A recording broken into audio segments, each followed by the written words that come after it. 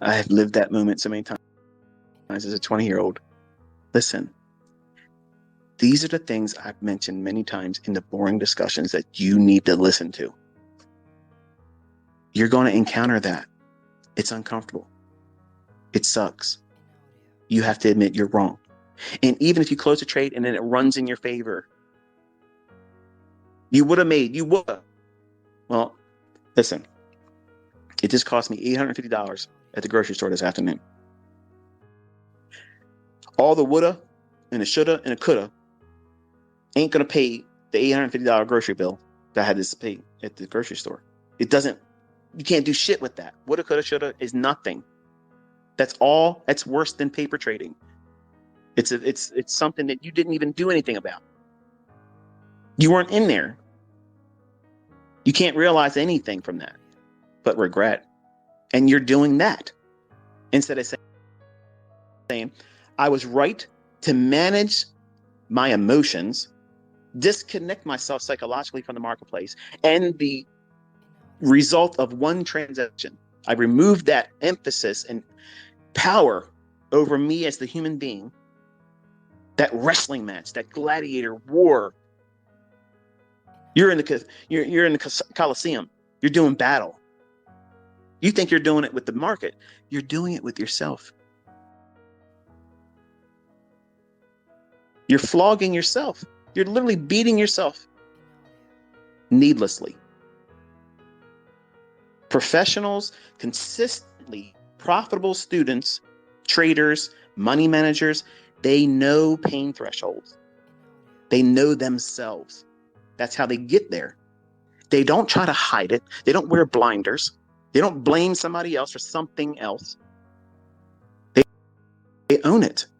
And when they feel these triggers, these uncomfortable things that trading will bring and present to you, and how you react, how you justify your actions or the lack thereof, is going to be an uncomfortable,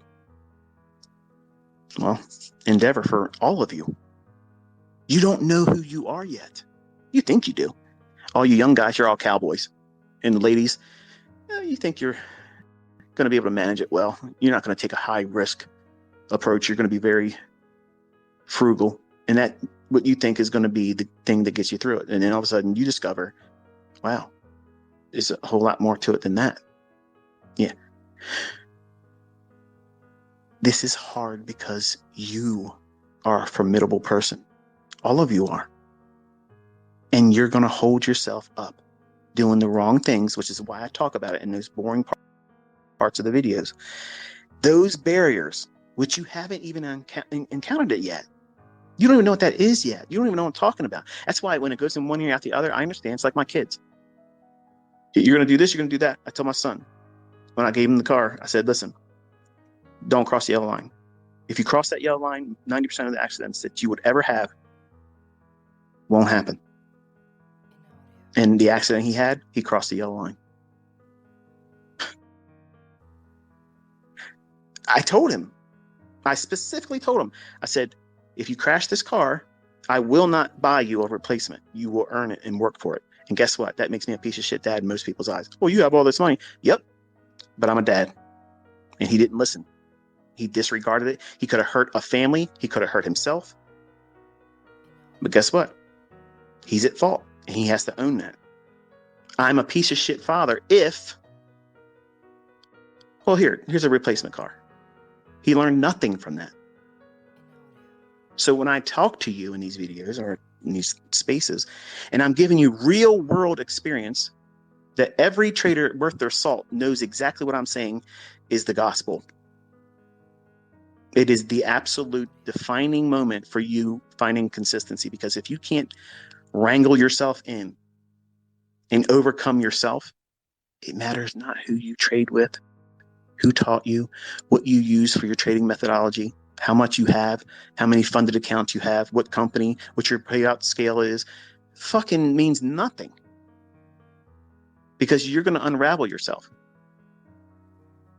You will unravel yourself, plain and simple, because you want perfect rose petal pathways where you don't have to worry about ever stumping your toe, no paper cuts for you, no drawdown, and the market owes you something. It's looking out for you. When in fact, none of that's true. And then when you finally come to grips with the first stages of seeing that is the case, where the market is not easy, the market is trying to chew you up and spit you out. It's not an invitation for you to go in and get rich. When you discover that and you're in a trade and you know damn well that you need to get out of it, you're going to do what human beings do. The opposite of what should be done. Don't walk on the grass. ICT's moonwalking across it. It's human nature. Tell me I can't do something, I'm going to do it. There's no shame in it. I'm being honest. I'm a human being. We're designed to be what we are. And we have to work our whole lives becoming better. And I have not obtained perfection yet.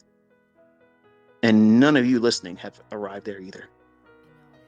But in trading, I know where my thresholds are, where I know that the egotistical, pompous 20-year-old boy that thought he owned the world, I know that feeling, that little itch inside. It says, okay, it shouldn't be doing this. It should not be doing that. So there's your warning sign. So what are you going to do? You got one more opportunity, and I put a time filter in. I say, okay, this candle or the next one, it's got to start delivering. And if it doesn't give it to me, or if it breaks a PD array, like in other words, think about it like this. If I have a fair value gap that I have my stop beneath and I'm long, I am trusting that that fair value gap is the catch-all. It's the thing that's buffering me from being stopped out, and I'm trusting it. Preferably, I have one or two more PD arrays, whether it be a volume imbalance, a bullish order block, above that fair value gap. If I lose two of those PD arrays and it goes into that fair value gap, that's a warning sign for me, because it just caved in 3 levels of what I would deem a support. Not classical support resistance bullshit. Things that from a order flow idea, it would not go down there if it was bullish, where my stop is. If you watch that video, well, I can't learn from these videos. It doesn't make any sense. I'd rather have the 4-hour-long videos where he just drones on and on and on. Okay. But those short little videos are me putting the rubber meeting the road. That's it. That's me doing all the things I talk about. If I never showed you executions, then I'm just a talker. But if I'm doing this shit that I'm telling you to do, I'm walking the walk. I'm showing you precision. I'm showing you trade management. I'm showing you stop placement, managing the stop. And I'm also teaching you, if there's something that I experience as the trader, as you will too, what does that feel like? How will you know? You'll know. You'll know, because it will feel like you're about to find out your spouse cheated on you. You know that when you open that door up, you're going to see something that you will never forget, and it's going to scar you. You know, holding on to that trade is going to be a very similar experience. But you won't let go of it, because you're wrestling with who? Your broker going to say, no, you can't get out of the trade. Fuck you. This is the way it is. Don't call here. Don't push the button. We're not going to let you get out of it. This is the way it is. You made your bed laying it. That's not what's happening. But you would be convincing yourself at the time that there's no way out of this. There's no way out of this trade. I have to hold on to it. My whole livelihood, my whole identity rests on this trade's outcome. You've elevated this entire existence as a trader in that one transaction. You're squirming around, you're bitching, you're cussing, you're throwing shit around, you don't want to talk to your spouse. You hate everything. You had dinner plans later on. You ain't going now. This is what happens when you get in this market. It shows you your ugly side. And as nice as some of you people are, I'm sure you were very, very pleasant. It will show you the monster that's in you. That ugly person. The one that you like to pretend doesn't exist. Every one of us have it. Every single person has it. And you have to master that person. You're never, ever mastering the market. I'm never going to master the market. I'm never going to be a master of the market. You know what I am a master of? Me. I might go off the rails, get chemically imbalanced for a few minutes or so, cuss and rant and rave, and then it subsides and I go the other direction again. But I master me. I can't trade in a state of mania. I have to physically walk away. I can't even look at the charts. Because in my mind, I'm in that Russell Crowe Gladiator shit. Like, I'm in there, I'm going to kill everybody. I'm going to lay waste to everybody. And I'm going to have a bloodlust in there. And I might do something and not feel the pain that I would feel if I was more focused, like I felt today. I seen what I was doing. And my expectation in the marketplace was not panning out. It was stalling. And I watched it take out several PD arrays that, in my opinion, were warning signs.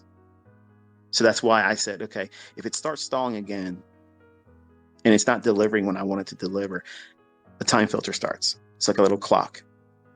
You know, it's this candle or the next. So it's 2 minutes. 2 minutes. If it doesn't start moving for me in my favor, I'm peeling something off. And then when I take the trade lower in terms of my risk, if I had 5 contracts on or whatever it is, but at that time today, I had 5 remaining on, I took one of them off. I didn't feel at ease about it. So I took another one off. Felt no change in it. Took one more off. I said, that's it. If I'm going to take 3 off, I'm just going to take it all the way down to 1. Leave 1 on and then see what happens. And then it went down and stopped me out. Who cares? At that point, I've done the right thing. I did the right thing. I listened to my analyst, that smarter part of me that tells me what I should and shouldn't do. I allowed the trader, that is inner circle trader, to listen to the analyst, which is Michael. Michael is the person that has the shit figured out. ICT is the one out there that wants to be Russell Crowe and slay everybody. Ratchet ICT, which is who you hear on here, I got to keep him at bay, because when I get manic, that's the guy that will put me in drawdown, then I got to work to fix that shit. So you're always going to be wrestling that internally, because you're made up of 3 people: the analyst, the trader, and the gambler. So when I am paying attention to all these symptoms that a market condition or trade is presenting to me, if I'm distracting myself with, stupid toxic thinking, what if it does this and what if I'm wrong? Fuck that. Is it doing what I'm expecting it to do? If it's not, then what's it doing? Telling me I got to lighten the load on my position. But you're supposed to only take partials when it's moving in your favor. That's what you're aiming to do. Are you going to argue and say that taking something off to manage the emotion, the psychological position that you're wrestling with? I can't make the market go up, no matter how mad or uncomfortable or impatient I become. You can't either. But when you get caught up in that moment, it feels like that's the right thing to be worrying about. And what you're doing is you're trying any fucking way to distract yourself from the discomfort of what you're going through at that moment. That's what's really going on. That's the very thing, that piercing pain of frustration and anxiety and impatience. You're trying to distract yourself because you know what you should do and you won't. When the skilled trader, the one that's seasoned and learned how to deal with this stuff over years of doing it, lost money, lost accounts, and figured out, oh, well, These are periods where I fuck up, and I got to stop doing that. When I see times when there cannot be any hesitation, no hesitation whatsoever, you have to just know that this is the right thing to do.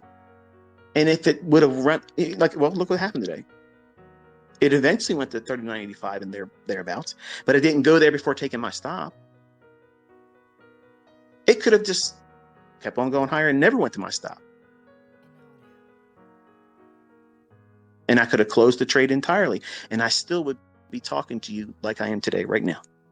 Because you have to know yourself. You have to know what you're going to be thinking, how you're going to react. And young man, I'm telling you, those are not the moments where you want to pony up and cowboy up. Oh, I'm going to stick with this. Take my stop loss off, open my stop up more, trade larger into the losing position that I know is likely to materialize. You don't want to do that. It's going to feel like you should do it because you're going to treat it like a video game. And this shit ain't a video game. This stuff will put you in Poorsville, working the rest of your life type shit. And it's something that you can manage your way out of. As soon as you feel that discomfort, the tendency to think irrationally about it, your breath increases in its rate of inhale and exhale. You're starting to hyperventilate slowly. You don't realize it yet, but you feel it. You're looking around, your palms are sweating. You're irritable. You're hoping that nobody around you says anything to you. And worse off, if you're doing this at work, you can lose your job because of the way you're reacting. You're not doing your job already because you're trading. You're distracted. You're stealing from your boss, the company that's gainfully paying you with your employment. You're trying to play casino. And now you know you should get up from the table and walk away. And you are that Ferrari in neutral with the gas pedal floored, ready to go, but you won't do it. You won't simply let go of it because you think that that only will be a sign of weakness. If it would have moved in your favor after you got out, you would have said, see, I failed. I didn't hold on to it when I was feeling uncomfortable. I'm telling you, when you feel uncomfortable and it starts physically manifesting in you, you get out of the trade through partials or entirely. There is no shame in that. There is absolutely nothing wrong with that. That's how you coach yourself through growing pains. And it's also how you keep your account solvent. Because you will lose control of yourself unless you control yourself. The broker's not going to do it for you. Watching my videos, me talking to you right now, it's not going to do it for you. It doesn't do it for you. You can sit there and nod your head and say, yeah, I understand what you're saying. Yep. And you're going to end up in a situation. And none of this is going to do anything for you. You might even remember me talking about it when it happens. You're like, shit, here it is. I'm in that moment he's talking about. Fuck ICT. I'm going in. I'm holding on to it.